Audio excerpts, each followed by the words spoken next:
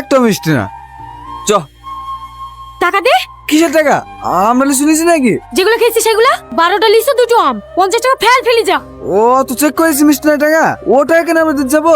ভালো ভালো টাকা ফেল, নাহলে কিন্তু পেট কেটে লিচু বের করবো। Hello lane. হ্যাঁ দত্ত। বাবা রে কি ডেঞ্জারাস মেয়ে রে, এইসব মেয়ের সাথে প্রেম করা যায়? তুমি এই মেয়ের সাথে প্রেম করবা? দারুণ দেখতে, খুব ভালো মানাবে কিন্তু। স্কুলে টাইম হয়ে যাচ্ছে। বাবু 100 টাকা দে না। কত টাকা কি করবি? লে 10 টাকা। হয়তো হবে যা। প্রতিদিন 10 টাকা করে দেবে। 10 টাকা কি হয় তাই?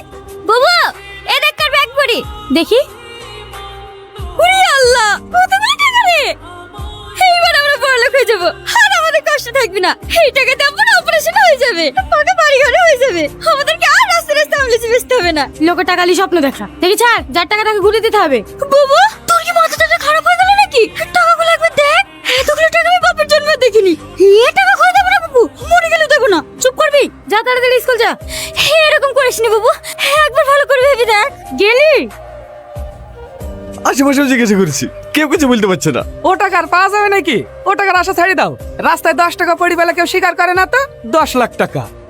হ্যাঁ টাকা দেখলে কাঠের পুতুলা হা করে। টাকাটা সত্যি হতে পড়ে গিয়েছে না লুকিয়ে রেখেছে সেটাকে আমরা বুঝতে পারবো? পুলিশের হাতে তুলে দাও, আপনি টাকা বেড়ে আসবে। মালিকানুকা ও আমাকে চোরের বদনাম দেবে কেন? আমি চোর? আর 4 বছর ধরে আপনার ভেটার ম্যানেজার আছি, কোনদিন একটা টাকা ওদিকে হয়েছে বলতে পারবেন? আমি তোর কথা বুঝতে পেরেছি, কিন্তু লাইনে কথা বুঝতে হবে তো। কে বলেছে তোকে ওই পাগলকে ব্যাগ দিতে? ও নিজের প্যান্ট সামলাতে পারে না, টাকার ব্যাগ কি করে সামলাবে? লেবার পেমেন্ট করার লেগে টাকা নিলে আসতে পাঠানো, এখন আমি লেবার পেমেন্ট কি করে করবো তুই বল? কেন ও দেবে? গায়ের জর্দ খেলে তো সব হবে না, লাইনে কথা বলতে হবে তো। আমি কি একবার বলেছি আমি দেবো না? টাকা যেহেতু আমার সাথে হারছে, বাড়ি বেঁচে হলেও টাকা লিখে দেবো। সেকেন্ড আমার আছে, চলো বড় ভাই। রাগ করছি কেন? একটা অ্যাক্সিডেন্ট হয়ে গেছে, ইতে তো কারোর কিছু করার নাই। তুই 100 টাকা দিয়ে আমাকে, বাকিটা আমি ম্যানেজ করছি। আপনি তো সবই জানেন চাচা, তোমার সাথে মায়ের অপারেশন করলে আসলাম, এখন আমার কাছে 1 টাকাও নেই। দেখি বিলের মাঠে জমিটা বিক্রি করি, যেভাবে হোক 2 দিনের মধ্যে টাকা ম্যানেজ করে দিছি।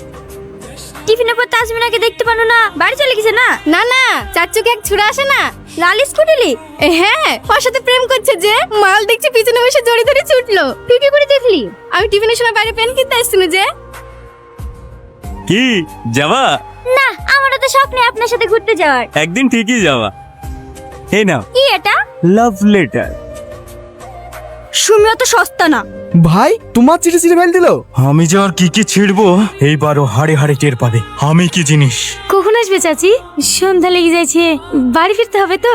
আর একটু বসো, চলে আসবে। এ বাবু টাকা পালে? না আর পাওয়া যায়? এই তোমার ব্যাগ? দেখিলেন টাকাগুলো ঠিকঠাক আছে কিনা? ঠিক আছে, ব্যাগটা আপনার ভ্যানের কাছে পড়েছিল।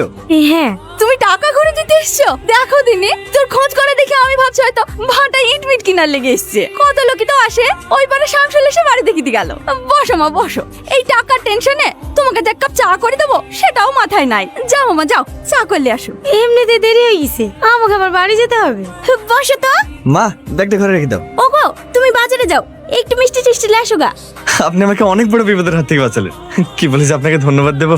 এই যুগে মানুষ 100 টাকা নোট পেয়ে বেলায় দিতে চায় না, আর আপনি এতগুলো টাকা পেয়ে বাড়িতে পেয়ে দিতে এসেছেন।